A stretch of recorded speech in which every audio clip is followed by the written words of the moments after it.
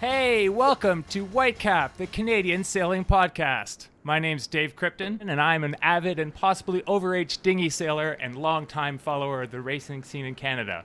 I also manage a sailing collective in New Brunswick called the Skull Island Race Team. Today, I am super stoked to have Sarah Douglas on the podcast today. Sarah is a member of the Canadian Sailing Team, a Pan Am Games gold medalist, placed 6th at the 2020 Olympics in laser radial, which is the highest finish for any Canadian laser sailor, male or female, in the history of the Olympics. She's recently absolutely crushed the fleet at the World Cup in Palma, winning by 31 points with a race to spare. Sarah, welcome. Thank you. Thank you for having me. I'm looking forward to our conversation today. Me as well. Seriously, Palma? Did that really happen? I don't know. You tell me. It doesn't feel real. It was insane. I kept seeing, don't get me wrong, this is just as a fan, I was like, is there only 10 boats in this fleet or something? Like, how is she, winning every single race? And I looked it up. There were 89 boats, I'm sure you know that, from 39 countries. So this was a legit World Cup. I mean, you know that. And you won 6 of the 10 races.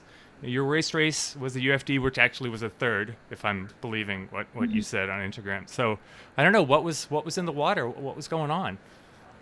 I don't know. It was cold water. It was not that sunny of an event, which we're not used to. And I don't know. I just put together some good starts, some good races, and yeah, I just finished in the front, and I turned back, and I was like, oh wow, I think I've got the lead. I don't know what's happening here, but no, I was working on a lot of different things and not really thinking about winning races, just thinking about downwind technique or starting or something, and it all came together. And really excited about it. Wow. That's so cool. That's so that idea of just kind of thinking about it as just sailing as opposed to racing. I heard somebody else. Do you know who Ben Flower is? Yes. Yeah. So he's got a podcast too, which is called An Hour with Flower. It's really great. And he was interviewing somebody, I want to say Mickey Bennett, but probably not. And he said, so what do you do if you get into a situation where you're completely stuffed? Like you're at the back of the fleet or whatever it is, you just lose your mind. And he says, what I do is, where's the next mark and where's the most wind? It's just that simple. And I find, do you ever say anything like that to yourself? My coach and I have come up with the term Pac-Man Mentality. And so basically I'm just going after each little boat and chasing because when you get to the top of the fleet, every point really matters, especially going into a medal race. So often in the past, you could just be like, well, I'm at the back, I'm just going to give up. But every single point counts, and you never know that you might get a U flag or be over in a race that you actually need to really reduce that number. So we've termed it Pacman Mentality. I like that. Boat out there. Well, it's funny, because is that Pac-Man, are you talking about win the ghosts after you've chomped a thing and you have to eat all the ghosts, or are you just talking about eating all the pieces? Eating all the pieces. I'll eat all the pieces. So we're going to go into some, wait, I just wanted one other thing about your 6th at the Olympics. Also, I'm a complete geek on this stuff. I went back to the very beginning of the Olympics sailing, which was 1956, and you actually had the 3rd best finish of any Canadian single-handed sailor in history. Chris Cook came 5th in Finns in 2008, and Terry Nielsen won the bronze in 84. But after that, it's Sarah Douglas. I guess so. Yeah, all the other medalists have been in teams. Yep. Wow. Congrats, man. Thank you. That's great. Okay, so we got a rapid fire to start this, and I'm stealing this. Did you ever listen to Lily Lee? Shoot, I didn't get her name. Lily Lee Jasu? Yeah. Yeah, she has a laser sailing podcast. I've listened to pretty much all of them. Okay, so you're going to hear some of these questions that are ripped off completely. Not just the idea, but the questions themselves. All right, you ready? I'm ready. Okay. Ilka 4 or Bite C2? Ilka 4. Okay. Volleyball, beach or 6-on-6 indoor? Beach volleyball. Laser builders, Devotee, Naudivella, Ovington, or Element 6? Element 6. Okay. Cleats or no cleats? No cleats. You people with your no cleats. Okay. If you were going to race your brother Greg, which boat would you choose? No fins or lasers? Oh, that's a good one. No fins, no laser. Something crazy like a sunfish. It just, yeah. I'd like to see that. Have you guys ever, has that ever happened? You ever raced against each other? No, not since we were kids, but we have raced together. Okay. Coolest sea creature you've seen while training in your laser? Whales in Mexico every day of training. Really? Wow. Every day. That's amazing. I've read that you're into sunglasses. What is your current pair, and how many do you go through in a year? I probably, on rotation, have like 8 or 10. And my go-to pair are the Oakley Radar Path sunglasses, and I probably have 2 or 3 that I wear for sailing, and I just switch up the colors. And you need sunglasses. It's so sunny and bright. Oh, totally. Yeah, I go through so many sailing, and usually just because I lose, they fall off. Or how do you keep them on your head? Like, what's your system? I don't really have a system, and I do lose them. It's just okay. Hard every time. Who is your sailing hero? My brother. Oh, wow. Okay. Is he still sailing? Recreationally. Okay. He's got a corporate job, but he does, weekly racing, and he's going to be involved in the Star Sailors League. Cool. Other sports heroes? Or hero, I guess. I got a lot, but Rosie McLennan, she's a trampolinist, and she's got 2 gold medals, and she's the reason why I'm chasing after my own gold medal. Oh, right. Yes, I've heard that before. Can you maybe quickly tell us about that experience when you met her? Yeah, I was at a Canada Games Team Ontario camp. I was the alternate for it when I was 16 or 17.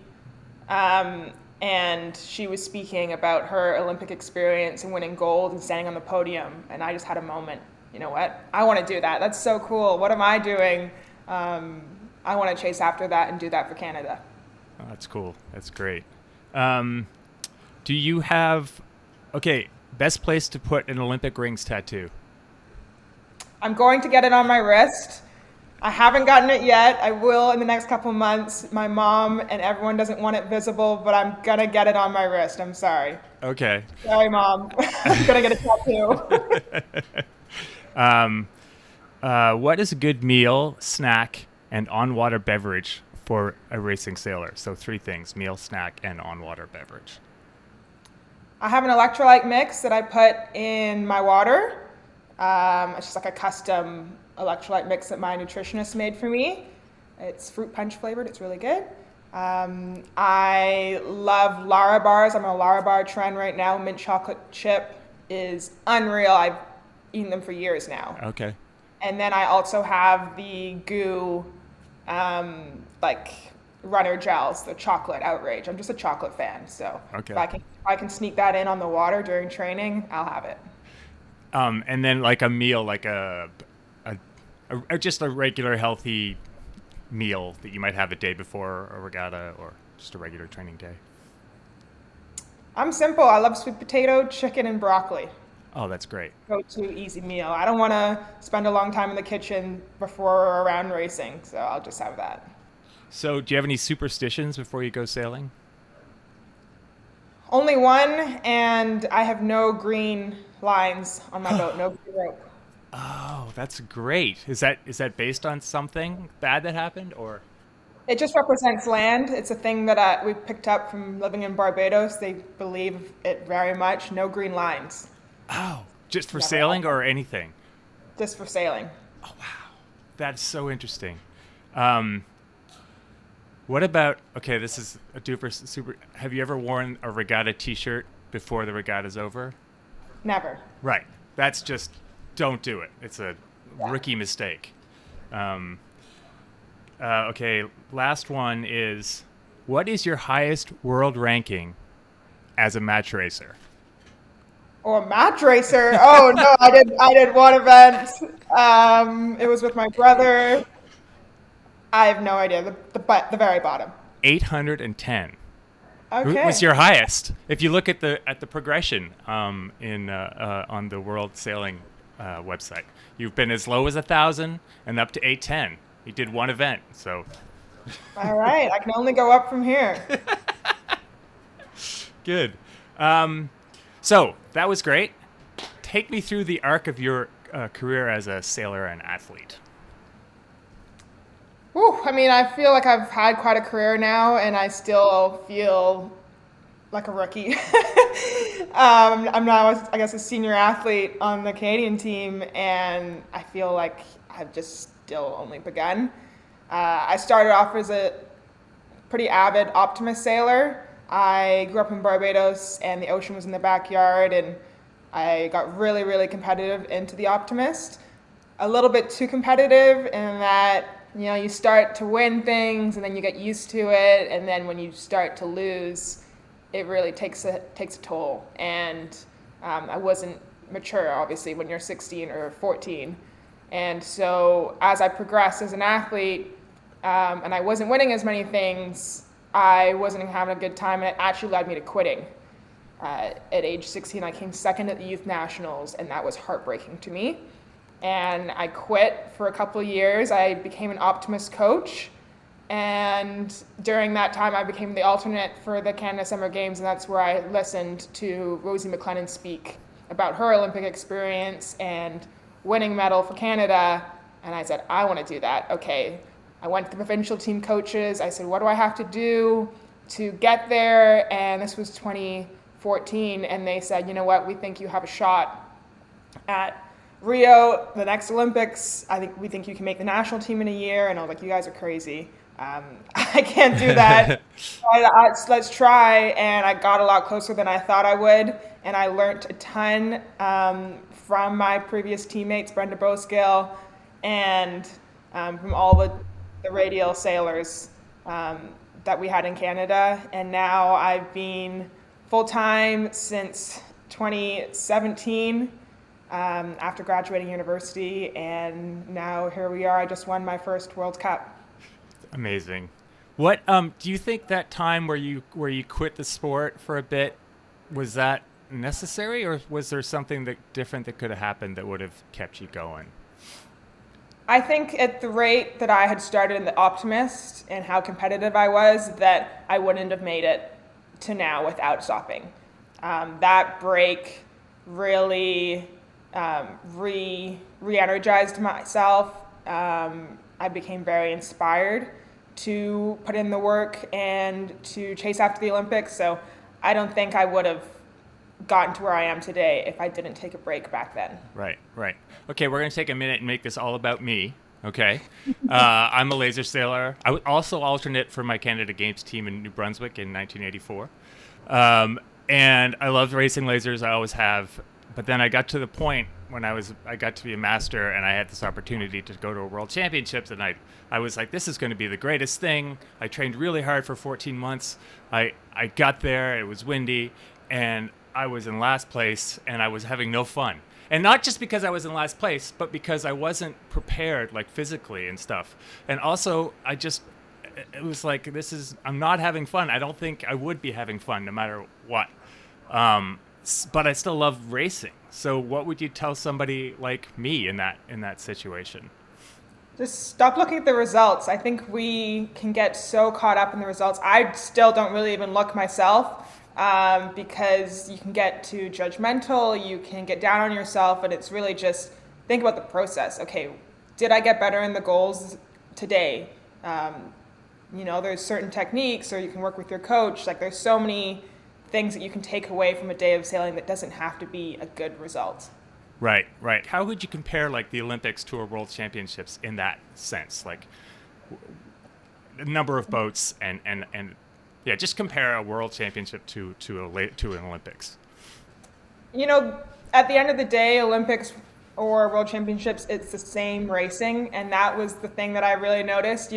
Day one, there's a lot of cameras, and that's probably the biggest difference is the cameras and the attention. And you go out to the course and it's just Canada on your sail. It's just you, which is different. But in terms of the actual racing, it's the exact same, if not easier than a World Championships. A World Championships is incredibly challenging. You have multiple people from the same country that are very good, and at the Olympics you only have one representative. And of course there are amazing sailors there, but it is different. It is smaller racing, but it is both situations are still extremely competitive. Right. But it's really a different game, eh? Like, there's so much pressure on that. Like, for the rest of your life, Sarah Douglas, Olympian, 6th place, medal race. Whatever, double Olympian.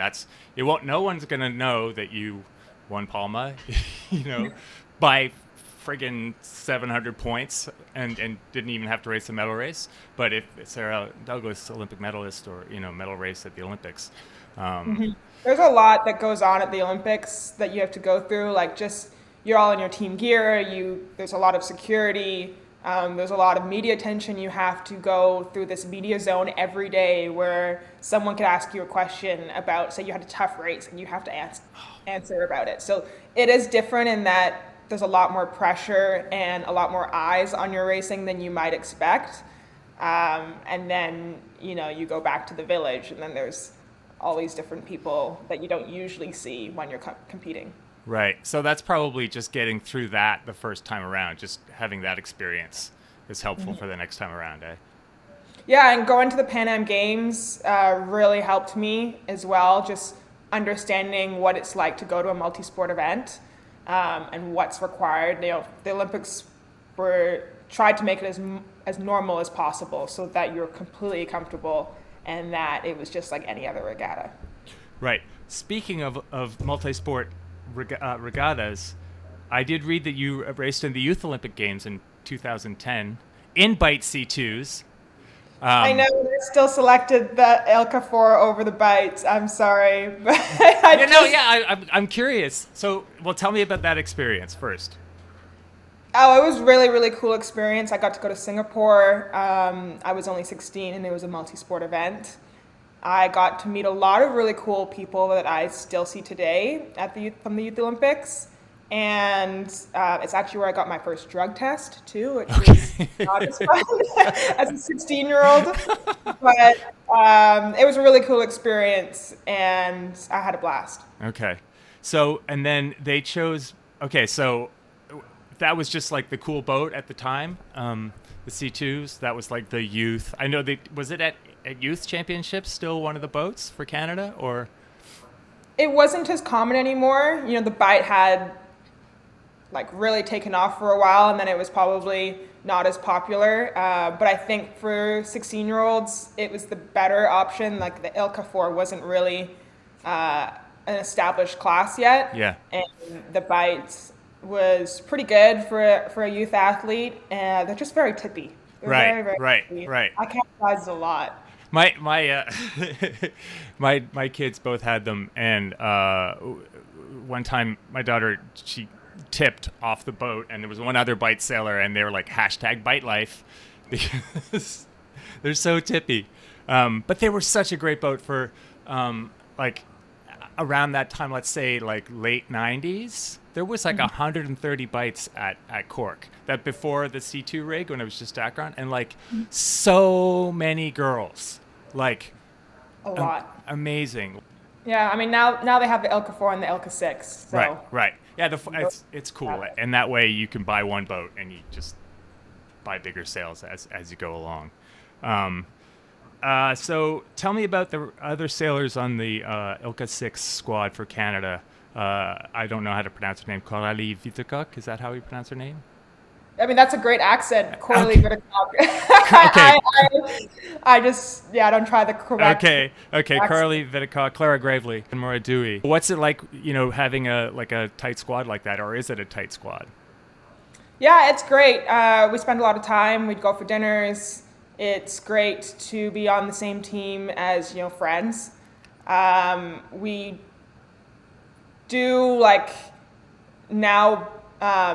I would say I train a little bit more separately with more international people, but we do things more domestically or in North America together because they have their coach Lisa Ross and then I see. John Harrison. So we have we're a little bit separate, but we've done a lot of training camps together, and I have a lot of respect for them. So you work with Vaughn one-on-one, and they work with Lisa? Now, yeah. Oh, okay. And Vaughn doesn't have any other, like, you're just you and him. I'm a handful. He basically, by the way, Vaughn coaches essentially every master sailor in the North America.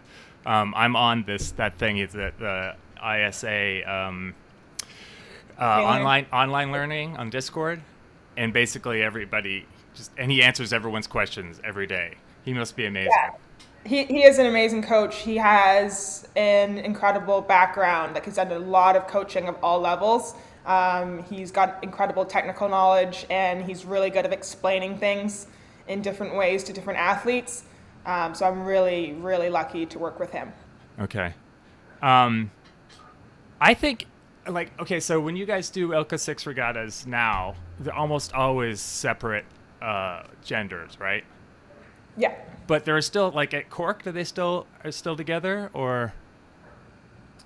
I think anytime there's not an Olympic class regatta, so a smaller event, we would race with the men, which is awesome. There's a lot of fantastic youth competitors out there, and they beat me, and they're fast, and they're hungry, and it's great. So I'm happy to race with them or train with them when I can. That's cool. So tell me about the difference between a medal race and a fleet race. Like, obviously there's more boats than 10 boats. Do you train for 10 boats? Like, how do you go about that? I've trained for medal races in the past. A medal race is crazy. It's a roller coaster. It's completely different racing than a fleet race. I've always found them as a challenge for myself. And actually the last event I did was the first medal race that I didn't feel horrible about. Oh, really? I've seemed to struggle with them a bit. It's just completely different. It's 10 boats. It's 30 minutes maximum. It usually is shifty, or the ones that I've done have been incredibly shifty. The leaderboard changes all of the time. And there's often a lot of pressure on the line. Yeah. It is very challenging. You can kind of simulate it in training by, going through, setting up everyone with points and setting that in practice, but nothing is quite as the same as in practice as the real thing, because you've got cameras, you've got the pressure of like, oh, I'm so close to a medal, okay, I have to do this, I have to watch this competitor. And of course, when you're in the top 10, every competitor is so good that you make one mistake and boom, you've lost 5 boats. Right. Wow. Do they shorten the line for the? Shorten the line. Okay, they do. Okay. It sometimes is a 3-minute start too. You don't have a lot of time to prepare either. You probably get 20 minutes. It's very short and fast paced and just crazy. When you say time to prepare, you mean they send you out and you're racing within 20 minutes or? Yeah. Oh, okay. So you're on shore and you go and wow, that's terrible. So you're on shore and you have to meet in a sort of time and into the pit lane, they call it. Uh-huh. And the measurement people come through and check your boat, and then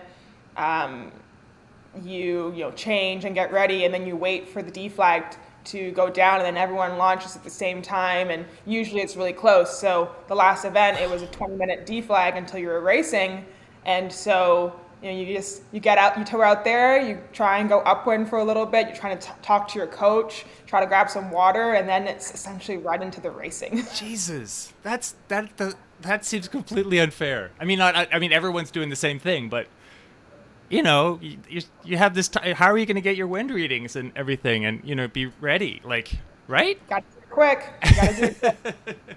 Are there less coaches? I guess being less people on the water, there's less coach boats. Right. Yeah, but there's a lot of boats. There's a lot of boats with supporters, Right. And then of course at a World Cup or somewhere that's televised, there's media boats there as well. Right. But they are restricted on where they can go because it's such a small course. They can't necessarily go up the course just to watch coach boat wake and stuff. So it is quite confined. I think there should be more coach boat wake, don't you? No. No, it's so insane. No, coach boats sometimes just don't, some coaches don't realize it. Sometimes when you're at a World Cup or any event and you're going around the final mark and you're just getting slammed by each wave, and it just sometimes can be so infuriating. And sometimes, you're trying to go back upwind and there's all this coach boat wake and you stop. And you're just trying to catch the next person, but you stop because you just get slammed by a wave. I don't like coach boat wake at all. It's terrible. And I don't know what, right? There's got to be, every year there's got to be more, right? Coach boats?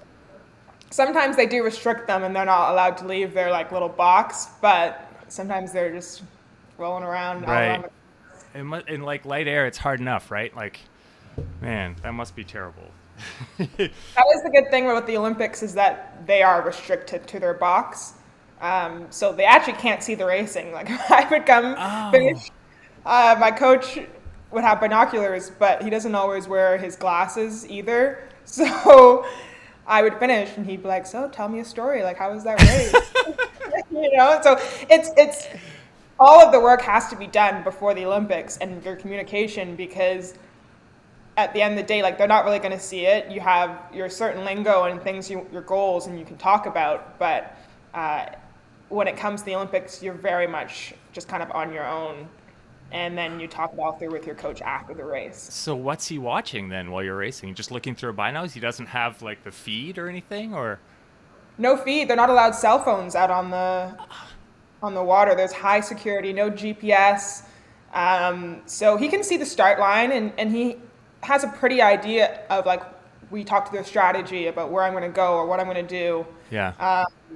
So he has an idea, and then hopefully he can see me, but not always. That it can be challenging for anyone to see racing in our boat. So he just sometimes can see me, sometimes not. It's just part of it. Is that just Olympics, or is that World Championships and stuff too? I think the Olympics is the most extreme, where they're very restricted on where they can go. World Championships, they're a bit more open. Okay. Did you know, I guess you probably did going into the Olympics, that's a whole other hurdle to get over too, right? Yeah, I knew it was going to happen. We talked through every single scenario, good and bad, about what was going to go down and how we were going to communicate, and the little things of even just between races, getting the cold water, getting my ice bag into my life jacket because it was so extremely hot. We had talked through everything. Yeah.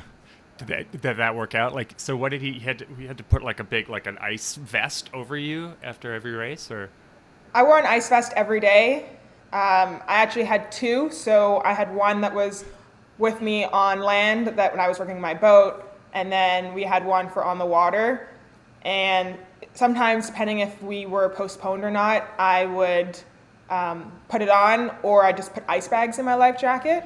And then, we had the cold water. We had a special umbrella that would help deflect the heat. I even had a little portable blender that we would make like ice slushies. Okay. With electrolyte mix, just to help cool down internally. We had done a whole lot of like sweat testing and heat preparation, okay. Getting ready for the Olympics, because it was extremely, extremely hot. What did it feel like when you got the ice jacket? Was it like cold, or did it feel amazing? It was cold. Yeah, it was very nice. Oh, okay. Where do you buy an ice vest? We were provided them. Okay. A company called Cool Techniche, or Cool Canuck. And yeah, it's a Canadian company, and they've got incredible technology for these ice vests that last a long time. And they had different cool socks or cool like neck, like gaiter almost, that you would put on. That's cool. Cool Canuck, they're called, you cool said. Canuck. Oh, cool. You had mentioned there before about your like not feeling quite all together with doing the medal races.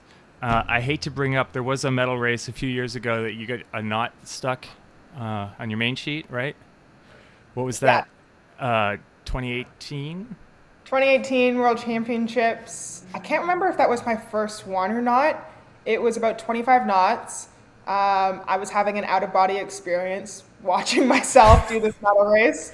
I got flagged on the downwind. I was in a bronze medal position at one point, and I came around the top mark, and I had a knot in my main sheet. And I think I was maybe fourth or something going around that top mark, and I made the mistake of not jibing, and I lost a lot of boats on that downwind, and so I finished sixth. And so that one really hurt. I mean, I feel like every race has really, other than the last one, has really hurt. But yeah, that was very close to a bronze medal or even a fourth place finish. I mean, I appreciate you sharing that, and that you shared it online as well, because it happens to everybody. And, you know, it's, as an athlete, it's, you know, whether you can get back up after something like that. It's important, right? Main sheet maintenance is part of the game. You know, it's a big part of our sport. We got these long main sheets we have to deal with. So yeah, it's something you deal with. Tell me that. So what has changed? What have you changed about that so that won't happen again? Well, if I hit a knot, I jibe. I had that in Japan one year. I had a knot, I instantly jibed. It was like, and then I'll deal with the knot. Oh, okay.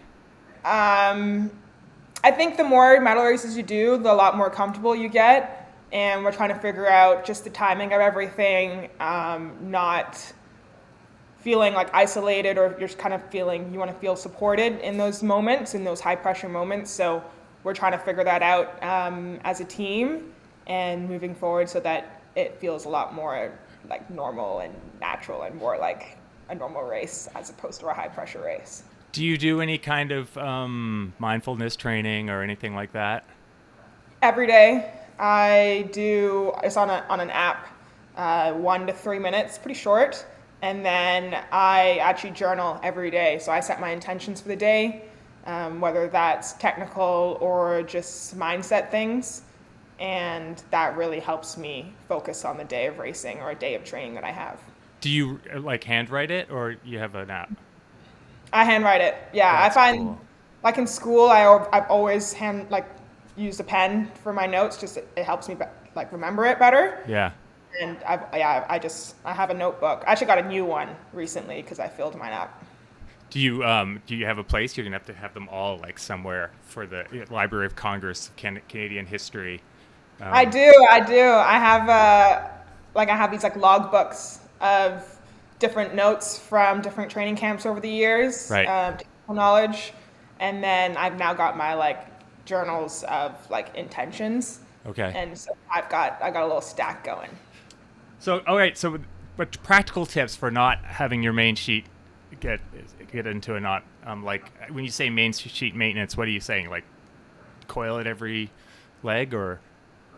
Not coil it, but just sometimes when you go through a tack, just running your hand through it like an arm length. Okay. So that doesn't get caught. Sometimes you can kind of start to see a knot start to form. People have different preferences on where they place the main sheet. So I put a little bit next to me on the front of my leg, and then the rest of it's in the back of the cockpit. And then I always just double check if they're not caught in my feet. I get that a lot too, like for a tack or whatever. And so just keeping an eye on it. But the main thing I think that would really help any sailor in the ILCA 6 or in the ILCA is just running your hands through the main sheet in any maneuver, top mark, bottom mark, like just preparing it. Right. What's the weirdest thing? Like, so I was out sailing the other day, and I was thinking I really should practice the auto bailer plug. Just practice pulling it in and pulling it out. Like, just because, you know, like I have to do it sometimes, and I have to do it on port tack, I have to do it on starboard tack. Like, what's the kind of weirdest like little thing that you've practiced 100 times? Ooh. I don't know. I feel like I've practiced everything over like 1,000 times. Okay. I don't know. Any maneuver I practiced thousands of times. Well, that's good. Have you practiced pulling your auto bailer plug off? I leave it out. Oh, always? Pretty much. Wow. Yeah, the only time I'll put it in if it's like really light. And usually, actually, I'm pretty lazy and I just leave it out. And then 2 weeks ago, my coach saw that it was out, and he was like, "That's unacceptable. We have to put it in." I was like, "Okay," because I lose them too. Which is the problem. Is I tuck it under the grab rail, Yeah, and then yeah. I put it off or something. So now I keep it in my life jacket. So if it's how does it not fill up your cockpit not fill up with water like on a light air start? Like if you're just sitting there waiting, like if you have to go backwards or whatever at the start. That's where there is water, and that's where I should really have it in. That's where my coach is like, "Okay, Sarah, you can't be having a lake in your cockpit." And I'm like, "Okay, fair enough." So anything over like any time it's like hiking conditions, you would just have it out all the time, all day long. Yeah. Any hiking condition, it's out. Okay. If I'm sitting on the side of my boat, I should have it in. That's excellent advice. I'll have to try that. Right. Okay. So this was the Girls Only Project podcast, and you said there aren't many female black sailors. In fact, there are none. I am the female black sailor in Olympic sailing. I wonder if there's like one or two ideas you might have about how we can increase, inclusion and diversity in the sailing. I think the first step of it all is the awareness, and it needs to come from all departments, where it's like at a yacht club to like junior sailing or like wet feet to all the way up to the leadership. So the first step is the awareness about the lack of diversity and inclusion that we have in sailing. And then hopefully I myself just inspire others and kind of have that representation in sport and talk about it, because sometimes even myself, I don't necessarily want to talk about a situation that I've had or bring it up. And that's something I'm working on for myself. God, you mean things that are like more challenging that you don't want to like bring up? Yeah, as a female sailor or as a black sailor, comments that you might get or the challenges that we might have. I think often female athletes will just kind of stay quiet about a comment that has been said or the challenge that they've had to deal with. And so just speaking up more about it and making people more aware that this is happening and that it needs to change, and more opportunities for female sailors. Absolutely. I mean, it's true. People are doing things, and I hope we can all do more. Right. Okay. Helmets. What do you think about, should kids be wearing helmets when they sail? Depends. I don't know. Probably for a safety perspective, we've all hit our heads so many times. If you're definitely in a NACRA or a fast-moving boat or there's a foil, you should be in a helmet. I've never worn one myself, but something to think about. Yeah, I started and I just decided, okay, I'm going to keep this on, and if there is ever a day that I don't feel the boom hit my helmet, then I'll just take it off but it's just like, it's interesting just to think like all the things we do, like we wear a helmet when we bike, but like an 8-foot piece of aluminum doesn't go across our heads like 3 inches from our head. That's my opinion. And then foiling. Have you done any foiling? I've done some foiling behind a boat, like on a wing, like one of those wing foils. Every time I've tried to do with the wing, it's always been too light. My coach is really, really good at it, and he's doing jumps and tricks now, but he has a hard time like lending it out. So, really? Yeah, and his stuff isn't the most beginner friendly, and generally when he's going out, it's after the day of training and I'm exhausted or I have a workout, and being out in the sun for a couple more hours when I'm not good enough to do it, it's really exhausting. But I think I'm pretty close on getting it. I can foil behind a boat, like a motorboat. I just need a little bit more wind when I try it next. Is that the way to go about it? Like learn how to do it behind a motorboat first?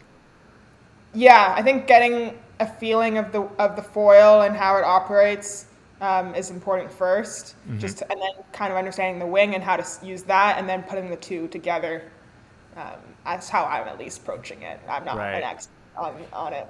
Are people like just want to try it from Vaughn all the time? They're just like, come on, can I try it? Can I try it? Is that why he doesn't like lending? Or he just loves going out for hours. Okay. And Yeah, he just loves going out for hours. And there's a lot of sailors that are doing it now. A lot of coaches every day in Palma. There's a lot of people going out. It is an emerging sport. It's incredibly cool, and I would like to do more of it myself. Yeah. I follow Vaughn on Strava, and I can tell like he's done 500 miles of wing sailing. Yeah. So I hear the Element 6 boats. Is that what you said you had? Yeah. I just got one in Palma. Okay. So they have. I hear they have. Why do you think they're? I hear they have a better rake than the other lasers. Do you have any comments on that? I think there's a mix between all the top athletes of different boats. So I'm using the Element 6. Some people are using Devotees. It's a mix. Okay. So what's next for you now? I'm going to Holland for the Allianz Regatta, the World Cup that's happening. I think that's the beginning of June. And so that's my next training and then competition.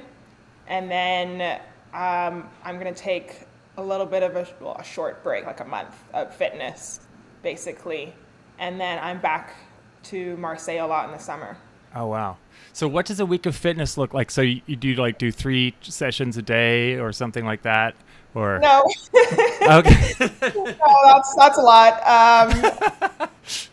I've got a combination of just going on the bike, road bike, to a little bit of running or strength training. It's really what my trainer, my strength and conditioning coach, sets. Okay. And he kind of periodizes the year and kind of gearing up to big competitions. So I follow what he programs for me, and it's probably 4 to 6 times a week of workouts. And then I'm really focused on recovery too.